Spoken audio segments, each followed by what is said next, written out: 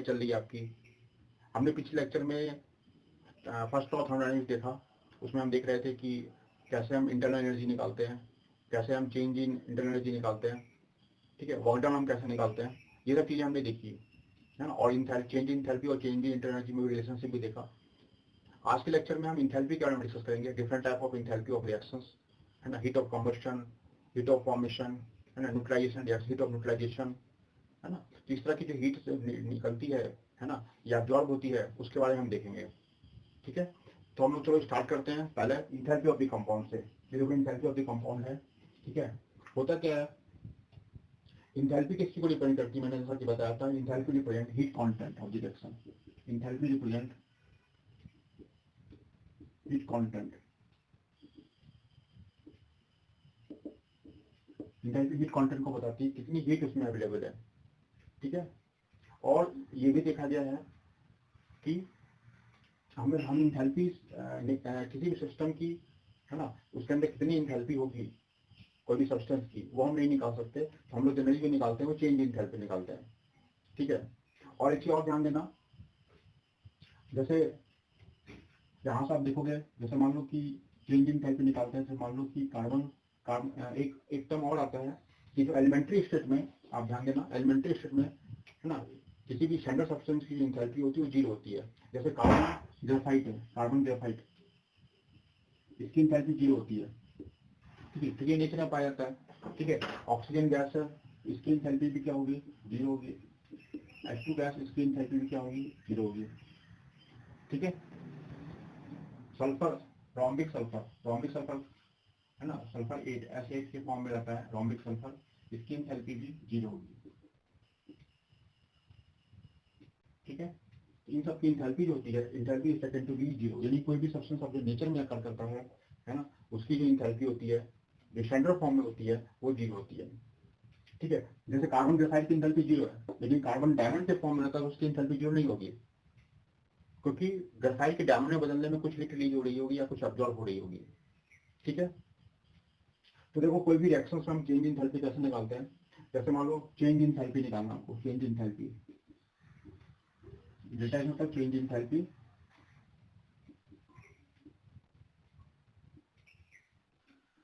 Is equal to enthalpy of product minus enthalpy of reactant, product minus reactant, enthalpy of product minus enthalpy of reactant, ठीक है। तो देखो इसमें क्या होता है, जैसे मान लो जैसे कार्बन सॉलिड है प्लस O2 गैस कन्वर्ट हो रहा है CO2 गैस में, ठीक है। चेंज इन एंथैल्पी हम कैसे निकालते हैं, मैंने बताया, enthalpy of product minus enthalpy of reactant, enthalpy of product minus enthalpy of reactant,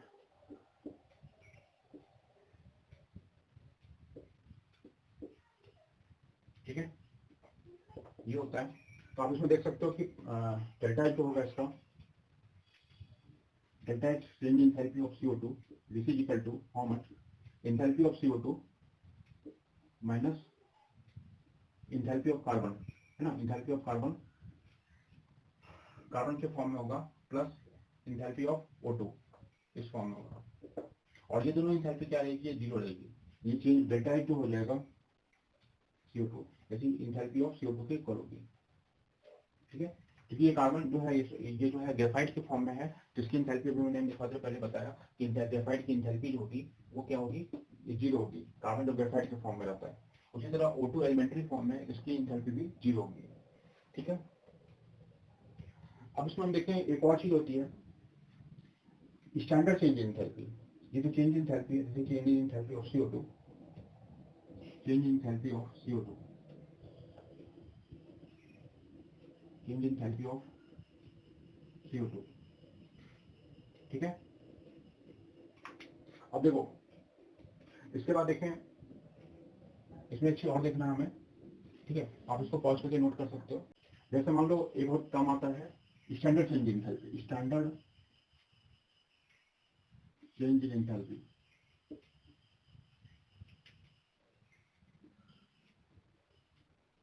delta H not, not का मतलब स्टैंडर्ड चेंज इन एंथैल्पी होती है, ठीक है। स्टैंडर्ड चेंज इन एंथैल्पी क्या होती है? This is change in enthalpy at एक सर्टेन कंडीशन में होती है, जैसे 1 bar pressure and 298 kelvin temperature, यानी कि हम इसमें प्रेशर और टेम्परेचर की कंडीशन को क्या करते हैं, कांस्टेंट कर देते हैं। तो स्टैंडर्ड चेंज इन एंथैल्पी कब निकाली जाती है? स्टैंडर्ड चेंज इन एंथैल्पी की हम बात कर रहे थे, तो स्टैंडर्ड चेंज इन एंथैल्पी निकाली जाती है enthalpy this is change in enthalpy at change in enthalpy at 1 atmosphere pressure and 298 Kelvin temperature। जो प्रेशर टेम्परेचर की कंडीशन अगर फिक्स रहती है, उसमें जो चेंज इन एंथैल्पी होती है उसको हम क्या कहते हैं? स्टैंडर्ड चेंज इन एंथैल्पी कहते हैं। ठीक है, जिसको भी आप नोट कर सकते हो। ठीक है, अब इसमें हम देखते हैं डिफरेंट टाइप ऑफ एंथैल्पी क्या क्या हो सकती है। Different type of change in enthalpy, different type of change in enthalpy देखेंगे तो उसमें क्या होता है? पहला है हीट ऑफ फॉर्मेशन। इसमें पहला नंबर देते हैं heat of formation.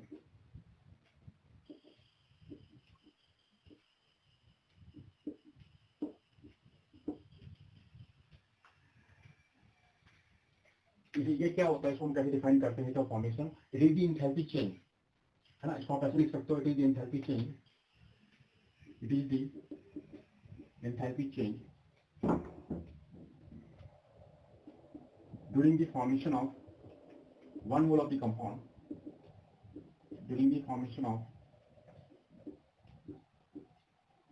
1 mole of compound, 1 mole of compound from their elementary state, elementary state। ठीक है, एलिमेंट्री स्टेट से 1 मोल के फॉर्मेशन में जो हीट इसमें एक्सचेंज होती है, एंथैल्पी चेंज होती है, उसको हम लोग क्या करते हैं? हीट ऑफ फॉर्मेशन करते हैं। जैसे फॉर एग्जांपल, जैसे कार्बन ग्रेफाइट है प्लस O2 इसी converting into O2 gas, converting into CO2 gas, है ना। CO2 का फॉर्मेशन ऐसा भी हो सकता है, या आप उसको ऐसा भी कर सकते हो कि CO gas plus half O2 gas इसी कन्वर्टिंग इनटू CO2।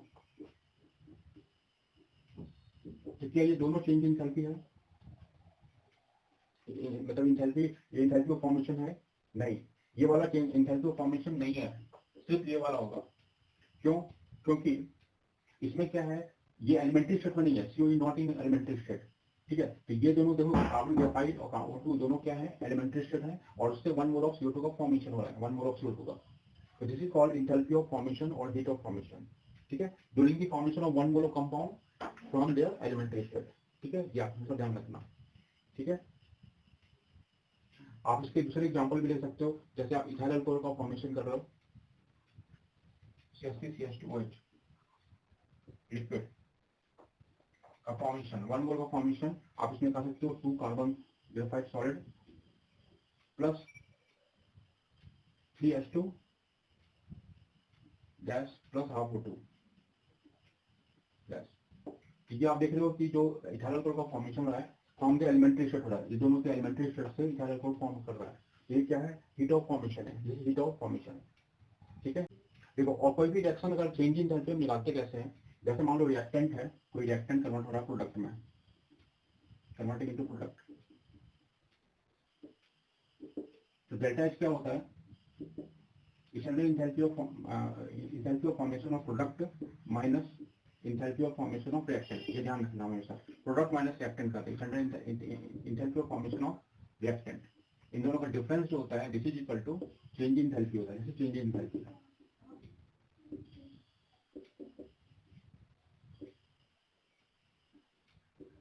इसी चेंज इन एंथैल्पी। ठीक है, और आपको स्टैंडर्ड चेंज इन एंथैल्पी निकालना है। स्टैंडर्ड चेंज इन एंथैल्पी जो हो जाएगा, इसके लिए हम enthalpy of formation of product करेंगे, फॉर्मेशन ऑफ प्रोडक्ट करेंगे minus delta H formation of reactant. तो ये प्रोडक्ट माइनस रिएक्टेंट, ये भी होगा फॉर्मेशन ऑफ रिएक्टेंट।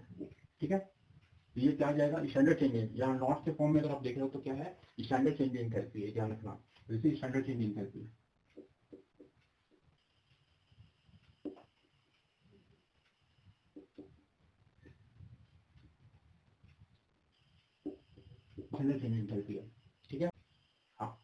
अब देखो इस पे क्वेश्चन है आपके लिए।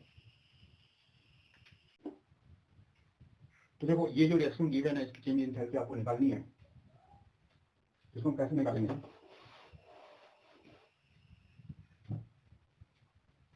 ये हो जाएगा स्टैंडर्ड चेंज इन एंथैल्पी,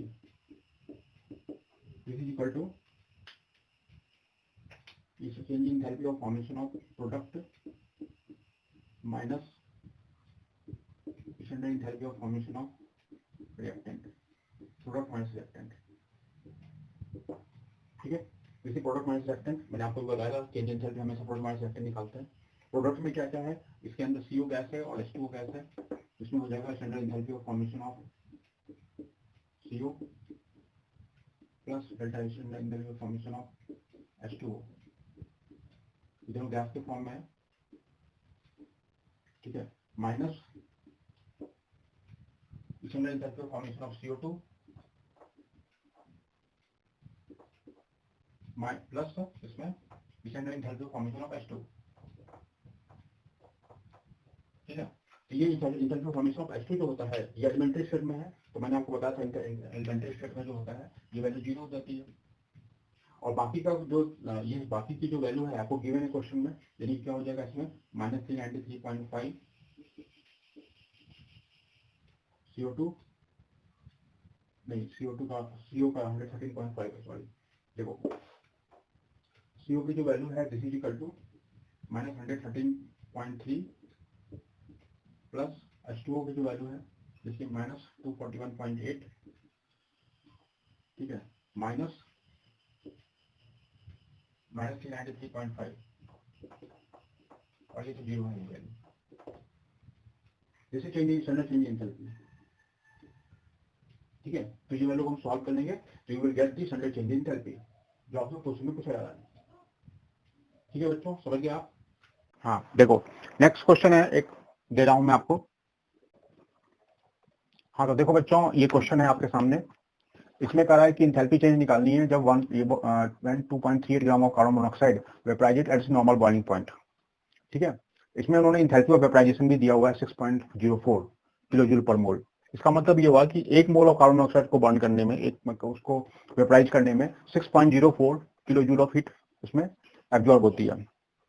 ठीक है, वेपराइज करने में CO को। तो इसमें आप ऐसा कर सकते हो कि CO का जो मॉलिक्यूलर मास है वो कितना है, molecular mass molar mass is equal to carbon 12 plus 16 यानी कि 28 ग्राम। 28 ग्राम इसका है। तो 28 ग्राम of carbon monoxide, 28 gram of carbon monoxide को जब हम शो करते हैं, वेपराइज करते हैं, तो इसमें जो हीट रिलीज होती है वो एब्जॉर्ब होती है 6.04 kilo joule heat release absorb होती है। तो इसमें आप देखोगे 2.38 ग्राम ऑफ कार्बन मोनोऑक्साइड अगर हम इसमें करते हैं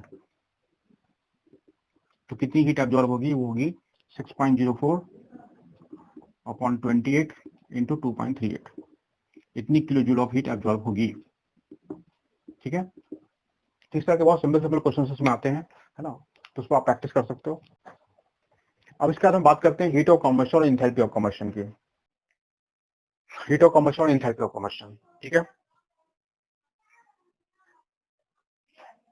इसमें आप देखोगे it is heat change, it is heat change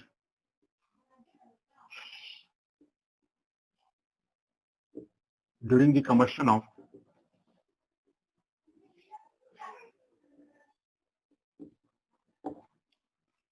one mole of combustion of 1 mole of compound, 1 mole of compound in excess of air। ठीक है, एक्सेस ऑफ एयर में करते हैं। तो जैसे कि आप देख सकते हो कि किसी चीज का कंबशन हमें करना है, उसमें हीट चेंज जो भी होगी, है ना, 1 मोल ऑफ कंपाउंड को कंबशन कराने में जो हीट रिलीज होगी वो क्या कहलाएगी, हीट ऑफ कंबशन कहलाएगी। जैसे मान लो आप CO प्लस हाफ O2 इसी कन्वर्टिंग इनटू CO2, इसमें आप CO के 1 मोल को कंबशन कर रहे हैं, इसके 1 मोल को कंबशन करा रहे हैं, तो इसमें जो हीट रिलीज मतलब हीट जो रिलीज होगी उसको क्या कहेंगे, एंथैल्पी ऑफ कंबशन कहेंगे। ठीक है ना। आप ये भी क्वेश्चन ले सकते हो, CH4 gas plus O2 gas converting into CO2 gas plus H2O liquid. ये भी है इसके अंदर, इसमें 1 मोल का कंबशन कर रहे हैं हम इसके अंदर, ठीक है।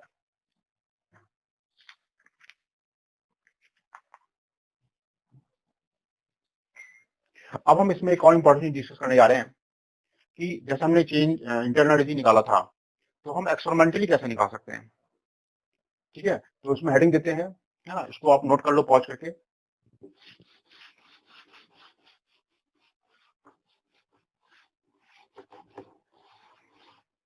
एक्सपेरिमेंटल डिटर्मिनेशन, एक्सपेरिमेंटल डिटर्मिनेशन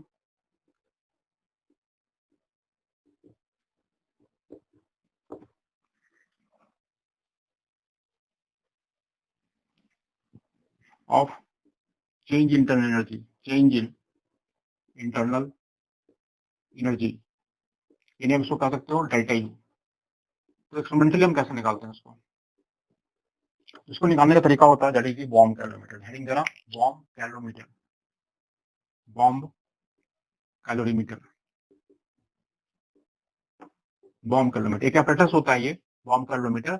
इसके थ्रू हम एक्सपेरिमेंटली हीट ऑफ कंबशन निकालते हैं। देखो ये एक आप देख सकते हो यहाँ पर वाटर है, दिस इज वाटर,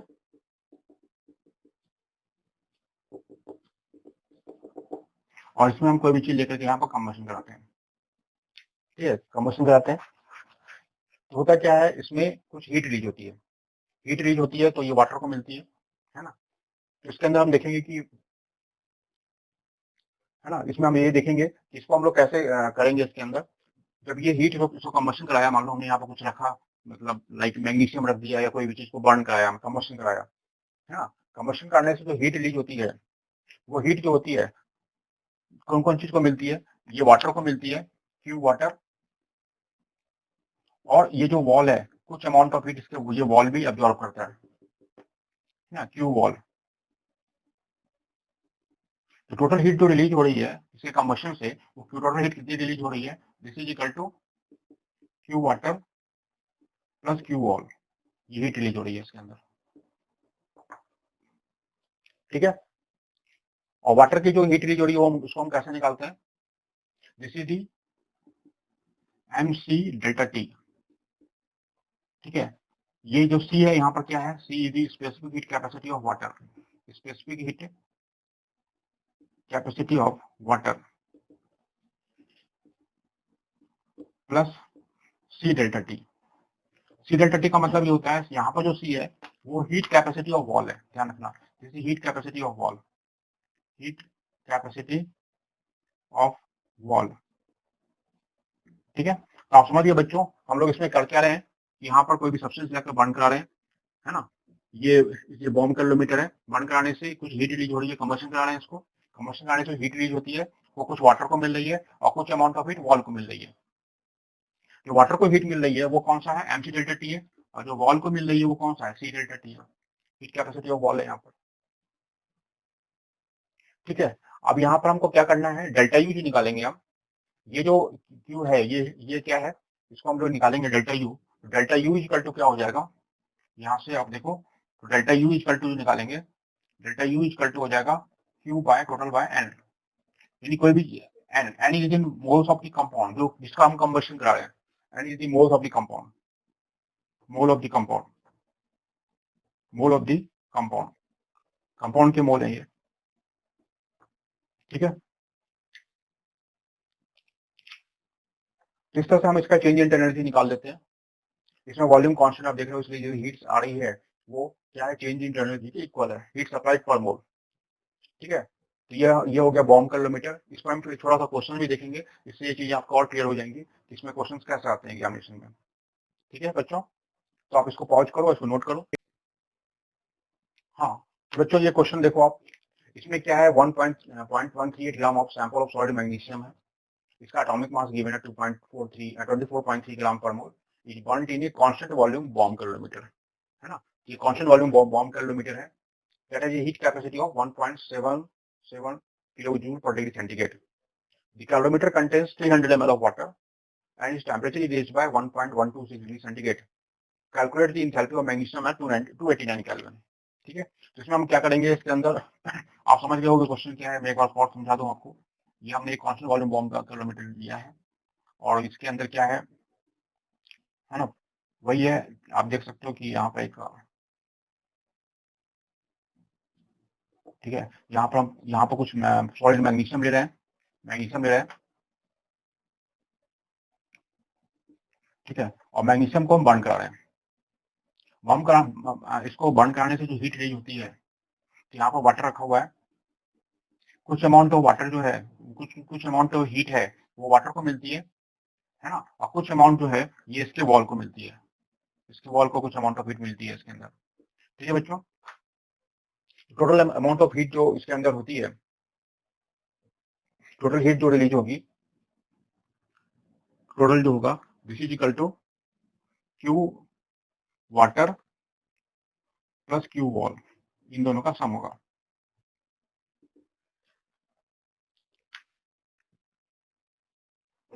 है ना। अब देखो क्यू वाटर कितना होगा, M C delta T, M C delta T होगा। तो यहाँ पर देखो 300 ml ऑफ वाटर है, तो वाटर का यहाँ मास कितना है ना, मास ऑफ द वाटर जो होता है दिस इज 300 ml यानी 300 ग्राम है, ठीक है। और स्पेसिफिक हीट ऑफ वाटर आपको पता होगा, स्पेसिफिक हीट ऑफ वाटर जो होता है वो कितना होता है 4.184, ये होता है, 4.2 भी ले सकते हो आप उसको। राइजिंग टेम्परेचर जो है जैसा कि आपको क्वेश्चन में दिया गया है दिस इज 1.126 डिग्री सेंटीग्रेड, यानी 1.126 डिग्री सेंटीग्रेड। ये इसको मल्टीप्लाई करेंगे तो हमको जो वाटर में हीट जो रिलीज हुई है वो पता चल जाएगा आपको। और क्यू वॉल को कितनी हीट मिली है वो कैसे देखेंगे, Q wall equal to C delta T, C delta T हो जाएगा। और सी कितना है, हीट कैपेसिटी ऑफ ये गिवन है दैट इज 1.77 इंटू 1.126, ये होगा, ठीक है। और ये जो है किलो जूल में आ रहा है, इसको हम लोग 10⁻³ से मल्टीप्लाई करके जूल में बदल देंगे, क्योंकि ये वैल्यू जो है जूल में आई थी, तो 10⁻³ से मल्टीप्लाई करके हम इसको कन्वर्ट करेंगे तो जूल, ये भी जूल में है और ये भी जूल में है, ठीक है बच्चों। तो इन दोनों का सम करके हम निकाल देंगे, है ना, इसका सम करके हम इसकी टोटल हीट निकालेंगे इसके अंदर। उसमें आप ऐसा देख सकते हो,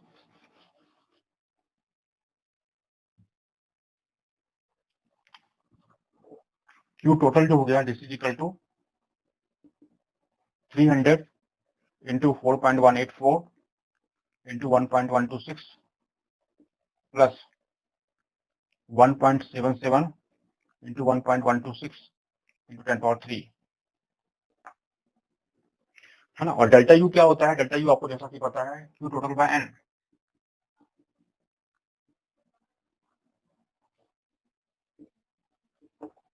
है ना। एन यहाँ पर क्या होगा, नंबर ऑफ मोल्स होंगे इसके अंदर, तो यहाँ पर जो है क्यू टोटल आपने रख दिया, ये वैल्यू क्यू टोटल की वैल्यू यहाँ पर रख सकते हो आप, ठीक है। ये हो जाएगा दिस इज इक्वल टू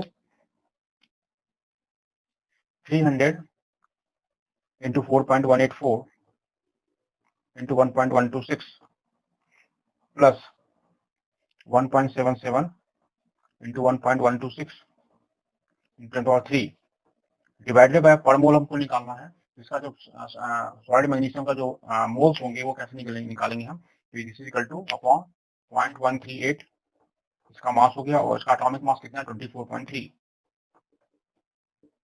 जिससे आपने ये डेल्टा टी यू निकाल दिया। समझ गए बच्चों आप, डेल्टा यू निकल गया आपका। और आपको इंथैल्पी ऑफ मैग्नीशियम पूछ रहा है, इंथैल्पी ऑफ मैग्नीशियम कैसे निकालते हैं इसका भी आपने इक्वेशन पढ़ा होगा, आप इसको नोट कर लो, फिर पॉज करके फिर मैं आगे बढ़ता हूँ, है ना। तो यहाँ देखो क्या हो जाएगा,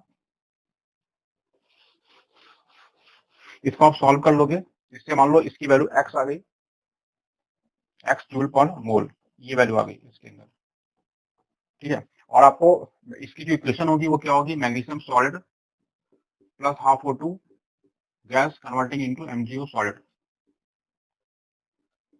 ये होगा। तो यहाँ पर डेल्टा एच आपको निकालना, डेल्टा एच इक्वल टू कितना हो जाएगा, delta U plus delta MgRT। Delta U आपको पता है डेल्टा एन जी कितनी होगी इसकी वैल्यू, है ना, ये हो जाएगा, ये जो जीरो हो जाएगा, सॉल्ट का लेते हैं, तो डेल्टा एन जी क्या होगा, डेल्टा एन जी यहाँ से निकालोगे तो क्या हो जाएगा, -1/2 आएगा। समझिए, प्रोडक्ट माइनस रिएक्टेंट होता है तो सिर्फ हाफ और मोल ऑफ गैस है इसमें, बाकी सब सॉलिड है, डेल्टा एन जी -1/2 हो जाएगा। ठीक है, तो यहाँ -1/2, आर की वैल्यू कितनी है 8.314 जूल के टर्म्स में है, और टेम्परेचर कितना है 289 केल्विन। ठीक है, तो डेल्टा यू आप निकाल चुके हो, डेल्टा एन जी की वैल्यू हम पुट कर देंगे, and then you will get the value of delta H.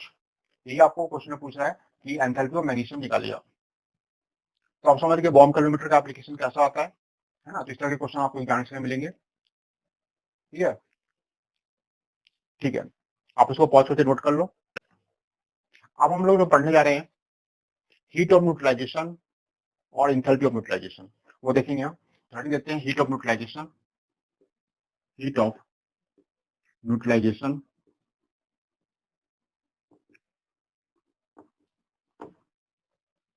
और इंथैल्पी ऑफ न्यूट्रलाइजेशन।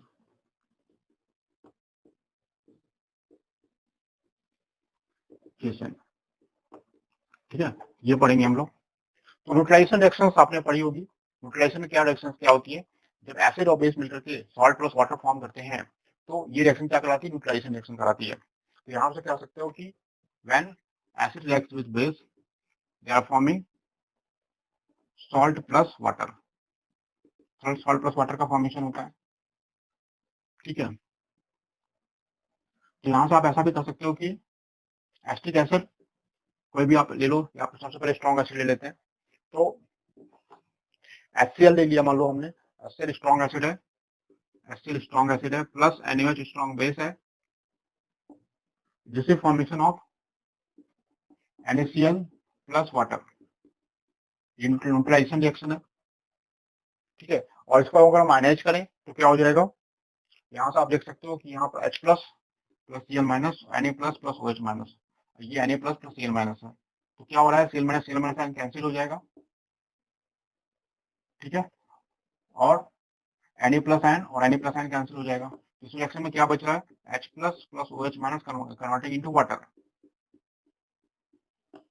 ठीक है, तो आप इसमें कह सकते हो, डिफाइन कर सकते हो, amount of heat released when 1 mole of H plus combined with 1 mole of OH minus, the amount है ना, the amount of heat released is called enthalpy of neutralization।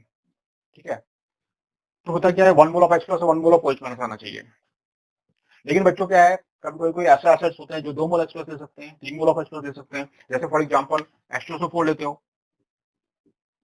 Plus NaOH लेते हो, अगर आप अब इन दोनों का अगर आपने 1 मोल लिया सपोज करो एल्किल फॉर्म, है ना, यहाँ पर इसको बैलेंस करेंगे तो क्या हो जाएगा, इक्वेशन हो जाएगी Na2SO4 प्लस वाटर, यहाँ पर 2 मोल ऑफ NaOH क्या हो जाएगी ये वाली वैल्यू। तो यहाँ पर इस रिएक्शन में क्या हो रहा है, 2 mole of H plus combining में 2 मोल ऑफ OH माइनस हो रहा है। ठीक है, तो ये 2 मोल ऑफ H प्लस दे रहा है, आप ध्यान देना, और ये कितना दे रहा है 2 मोल ऑफ OH माइनस दे रहा है, this is formation of water. ठीक है, 2 मोल्स ऑफ वाटर, तो ये इंटरनल न्यूट्रलाइजेशन नहीं होगा, आप ध्यान रखना, क्योंकि हमने आपको पहले ही बताया है कि आपको 1 mole of H plus and 1 mole of OH minus ही चाहिए इंटरनल न्यूट्रलाइजेशन के लिए।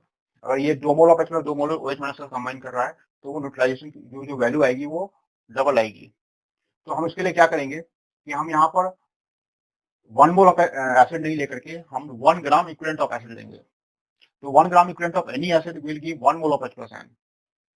ठीक है, 1 gram equivalent of any acid, यानी H2SO4 हो गया या H3PO4 हो गया, कोई भी एसिड अगर आप लेते हो और उसका 1 ग्राम इक्विवेलेंट लेते हो, है ना, तो वो हमेशा क्या देता है 1 मोल ऑफ H प्लस देता है। तो आप कह सकते हो 1 gram equivalent of any acid,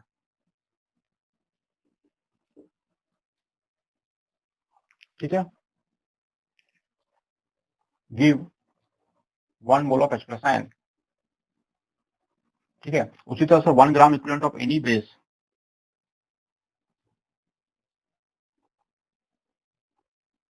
give 1 mole of OH minus ion.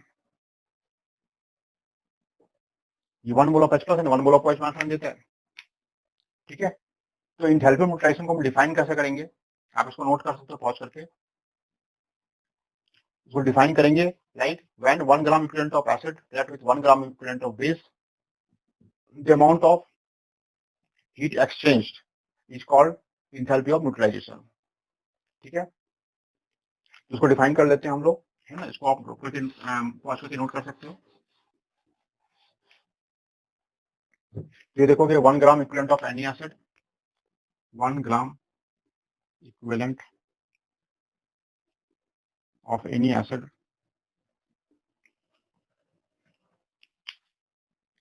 when combined with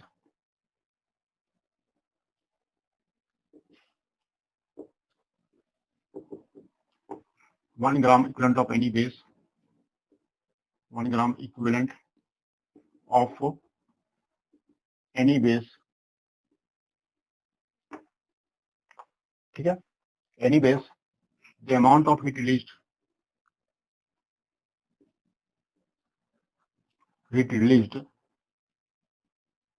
is called enthalpy of neutralization. It's called enthalpy of neutralization.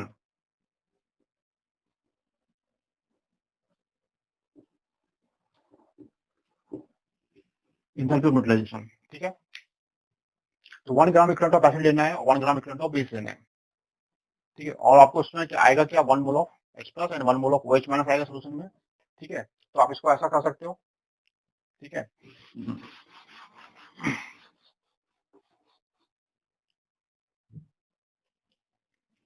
H+ plus OH- converting into water here. So 1 mole of H+ combined with 1 mole of OH-. This is formation of 1 mole of water. और इस process में जो heat release होती है उसको क्या कहते हैं, एंथैल्पी ऑफ न्यूट्रलाइजेशन कहते हैं, ठीक है। अच्छा, एक चीज और इसमें ध्यान देना, अगर ये 1 मोल ऑफ H+ किसी स्ट्रॉन्ग एसिड से आया है और 1 मोल ऑफ OH- किसी स्ट्रॉन्ग बेस से आया है, तो उसकी जो हीट रिलीज होगी वो हमेशा कितनी होगी, वो एक्सपोनेंशियली आएगी -57.3 किलो कैलोरी पर, है ना, सॉरी, किलो जूल पर मोल, राइट, और या 13.7 किलो कैलोरी पर मोल, ठीक है। तो आप कह सकते हो अगर ये स्ट्रॉन्ग एसिड से आया है, this is from strong acid and this is from strong base,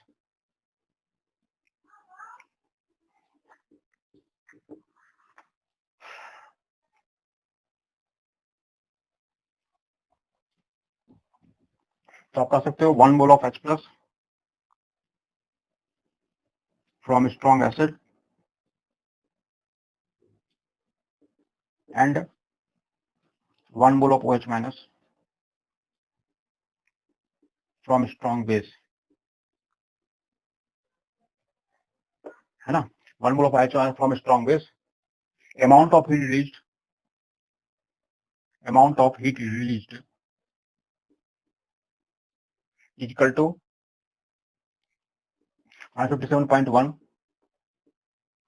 kilo joule per mole, या आप उसको कह सकते हो -13.7 किलो कैलोरी पर मोल, ये होता है, ये ध्यान रखना, ये एक्सपेरिमेंटल वैल्यू है, ठीक है। बस शर्त ये है कि ये स्ट्रॉन्ग एसिड आना चाहिए और ये स्ट्रॉन्ग बेस आना चाहिए, ठीक है। अब इसमें देखो, इसमें एक चीज ये भी हो सकती है कि ये जो एसिड और बेस जो हमने मिलाया है वो दोनों स्ट्रॉन्ग ना हो, एक वीक हो एक स्ट्रॉन्ग हो, या दोनों ही वीक हो, ये भी पॉसिबिलिटीज है। तो उस केस में एंथैल्पी ऑफ न्यूट्रलाइजेशन कितना होगा, उसको हम कैसे निकालेंगे, इसको हम लोग ऐसे निकालेंगे, जैसे मान लो आपको CH3COH है plus NaOH, it will form sodium acetate plus water, ठीक है। तो ये देखो CH3COH जो है आपको पता ही है, ये वीक एसिड है, जैसे weak acid carbon containing acid है, वीक एसिड है, और ये स्ट्रॉन्ग बेस है। इसमें क्या करना होगा, सबसे पहले आपको वीक एसिड या वीक बेस अगर होता है तो उसको पहले हम आयनाइज करते हैं, ठीक है। इसमें आप देख सकते हो कि हमने सबसे पहले आयनाइज किया यहाँ पर CH3COH this is converting into CH3CO minus NH plus, ये हो गया, है ना। तो ये हो गया डेल्टा H आयनाइजेशन, और ये वैल्यू कुछ पॉजिटिव होगी, समथिंग पॉजिटिव वैल्यू है, ठीक है।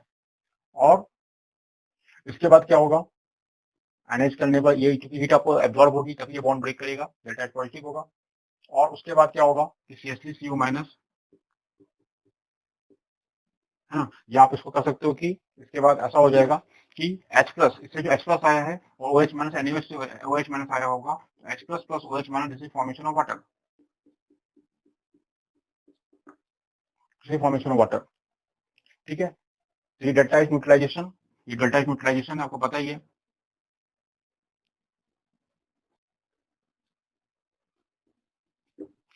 टोटल डेल्टा H कितना हो गया, ये वैल्यू निगेटिव होगी, नेगेटिव है, आपको पता है स्ट्रॉन्ग एसिड स्ट्रॉन्ग बेस से अगर आता है तो ये -57.1 किलो जूल पर मोल होता है,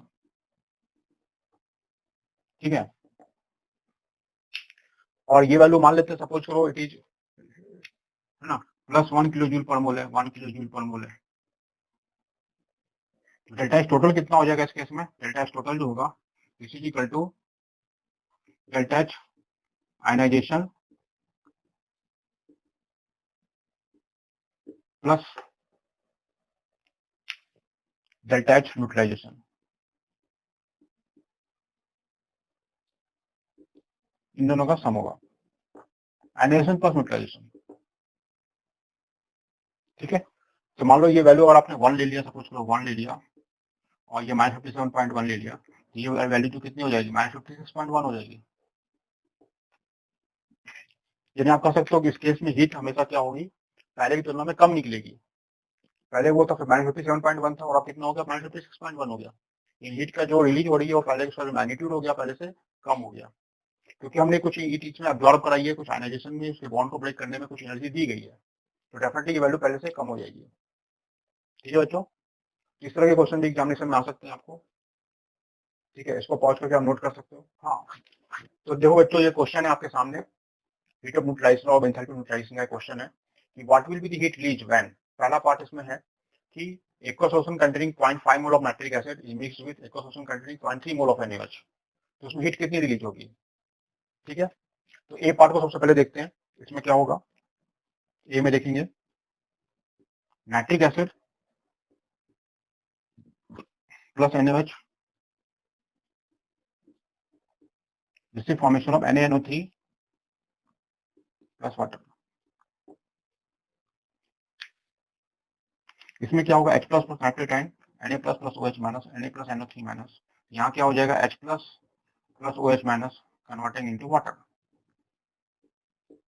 ठीक है। तो 1 mole of H plus combine with 1 mole of OH minus, यहाँ पर आप देख सकते हो कि क्वेश्चन में आपको दिया गया ये 0.5 मोल ऑफ HNO3 है, यानी 0.5 मोल ऑफ H प्लस आयन है ना, और ये 0.3 मोल है, ये 0.3 मोल है। तो जैसा कि आप समझ सकते हो कि ये 0.5 मोल और ये 0.3 मोल है, तो इसका 1 मोल सिलेक्ट कर रहा है, यानी आप कह सकते हो कि 0.3 मोल सिलेक्ट करेगा, ठीक है। तो यहाँ पर ये खत्म हो जाएगा और ये 0.2 मोल बचेगा इसके अंदर, और ये 0.3 मोल फॉर्म हो जाएगा, यानी इसके है ना। तो यहाँ 0.3 मोल of H plus combine with, इस केस में हो क्या रहा है कि 0.3 मोल of H plus combine with 0.3 mole of OH minus, ठीक है। तो 0.3 मोल of H plus combine with 0.3 mole of OH minus,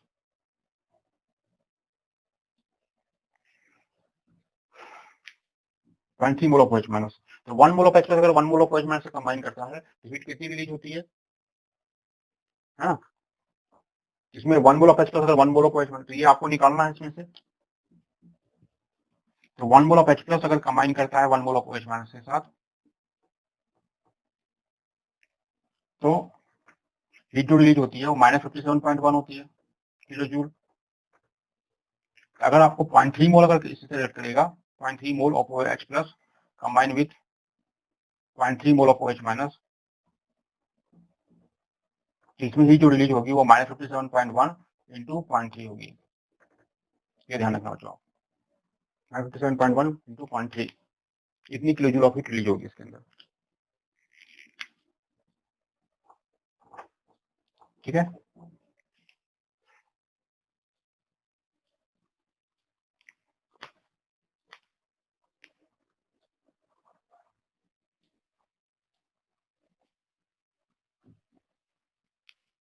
ठीक है ना।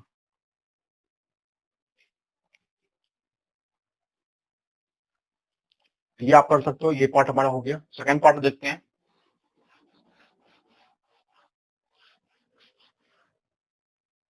सेकंड पार्ट में देखो, तो जैसा कि आपको पता है 1 मोल ऑफ H प्लस अगर 1 मोल ऑफ OH माइनस से कंबाइन करते हैं तो उसमें 57.1 किलोजूल ऑफ हीट रिलीज होती है। तो यहाँ पर क्या है, H प्लस इसके अंदर, इसमें अगर मोल ऑफ H2SO4 निकालो तो मोल ऑफ H2SO4 कितना आ रहा है, this is equal to molarity into volume in litre, ये होगा, ये मोलैरिटी हो गई 0.1 इंटू 200 अपॉन 1000।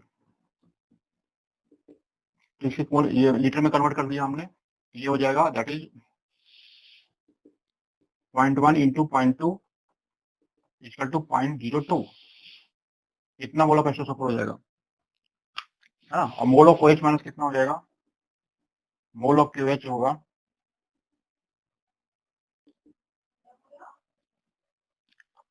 अच्छा मोल ऑफ H2SO4 है, हाँ, मोल ऑफ QH कितना हो जाएगा 150 इंटू 0.2 अपॉन 1000। ठीक है, इसको आप सॉल्व करोगे तो कितना आएगी वैल्यू, ये कैंसिल हो गया। ठीक है, यहां से हो जाएगा 3 अपॉन 100 यानी कि हो जाएगा ये 0.03। इतना मोल ऑफ OH माइनस है। H plus 1 mole of H plus अगर 1 मोल ऑफ OH माइनस का कंबाइन करता है तो उसमें जो हीट रिलीज होती है वो कितनी होती है, 1 mole of H plus and 1 mole of OH minus combine करने के वाटर का फॉर्मेशन हो रहा है इसके अंदर, तो इसमें 57.1 होती है। तो यहाँ पे H प्लस के मोल इसमें कितने होंगे, मोल ऑफ H प्लस इसमें कितना आएगा, मोल ऑफ H प्लस आएगा 0.02 इंटू 2, इतना मोल ऑफ H प्लस होगा। ठीक है, तो यहाँ पर कितना होगा, ये 0.04 हो गया, और इसमें कितना हो गया 0.03 मोल ऑफ OH माइनस हो गया। ठीक है, समझ में आ रहा है, इसके 0.04 मोल हो गए क्योंकि 1 mole of H2SO4 2 mole of H plus दे रहा है, तो इसमें 0.03 से रिलेट करेगा। ठीक है, इसमें OH माइनस लिमिटिंग रिएजेंट है, इसमें कितना हो जाएगा आप देख सकते हो, ये खत्म हो जाएगा, ये 0.01 बचेगा और ये 0.03 फॉर्म हो जाएगा।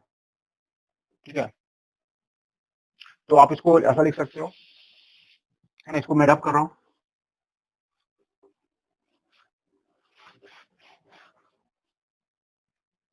ठीक है, इसकी इसको कितना हो जाएगा, इसके अंदर हम देखेंगे 1 मोल ऑफ OH प्लस अगर 1 mole of OH minus react करता है, 1 मोल ऑफ OH माइनस, इसमें कितनी हीट रिलीज होती है, 57.1 किलो जूल होती है।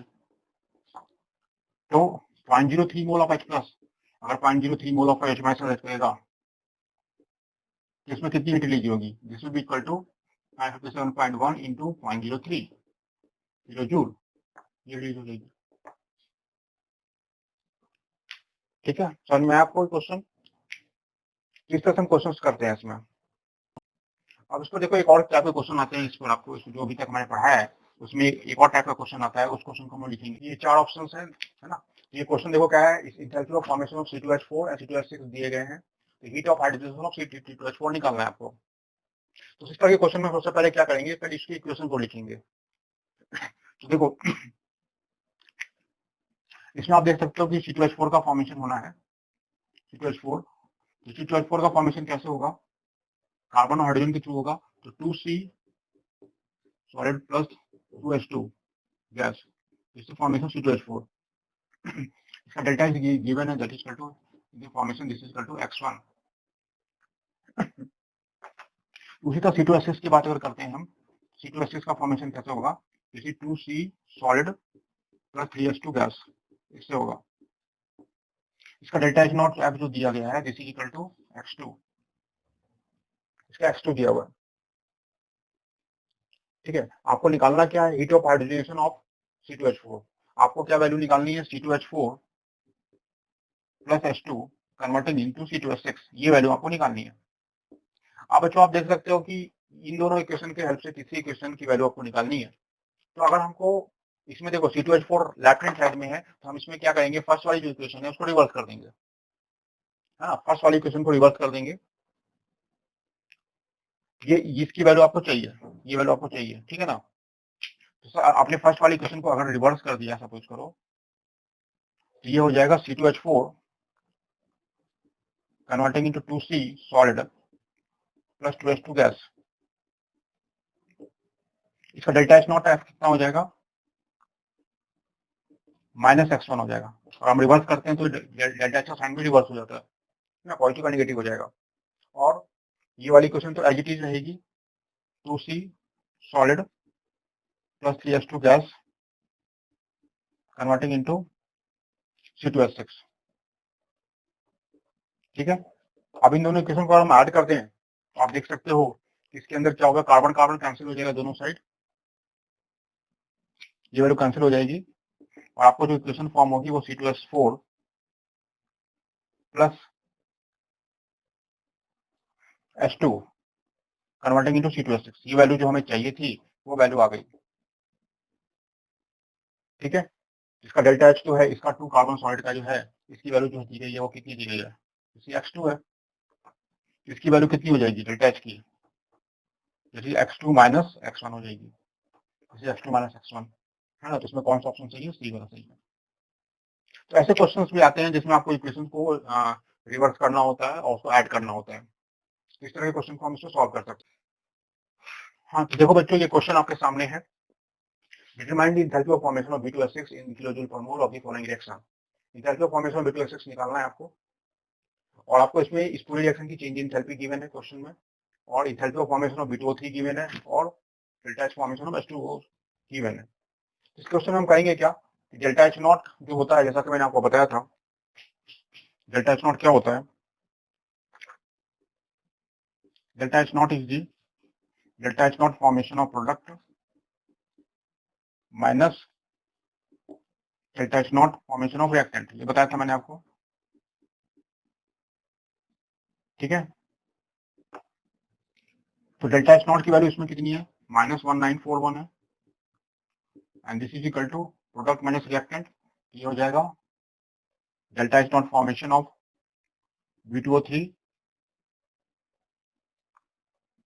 Plus 3 into delta H formation of H2O, ठीक है, minus delta H not formation of B2H6 plus 3 into delta H formation of O2। अब देखो, ये O2 एलिमेंट्री स्टेट में है, मैंने आपको जैसा कि बताया था इसकी वैल्यू तो हमेशा 0 रहती है, इक्वल टू 0, ये 0 वैल्यू होगी। तो और डेल्टा B2O3 का आपको गिवन है, that is equal to 1 -1941 -1273 plus 3 into -241.8 minus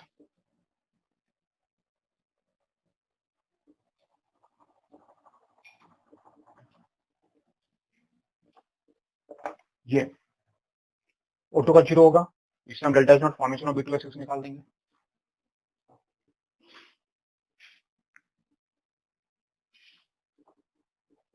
ये वैल्यू क्या होगी ये पता चल जाएगी आपको,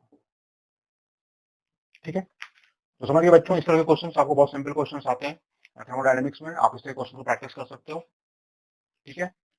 तो हम लोग आज के लेक्चर में यहाँ रखते हैं, नेक्स्ट लेक्चर में जो हम आपको बताएंगे उसमें इंथैल्पी ऑफ सॉल्यूशन, है ना, और उसके अलावा बॉन्ड एनर्जी हम डिस्कस करेंगे, उसके अलावा हम डिस्कस करेंगे रेजोनेंस एनर्जी, है ना। तो ये सारे जो है फर्स्ट लॉ के एक पार्ट है, तो इसको हम लोग नेक्स्ट लेक्चर में डिस्कस करेंगे, ठीक है। Thank you.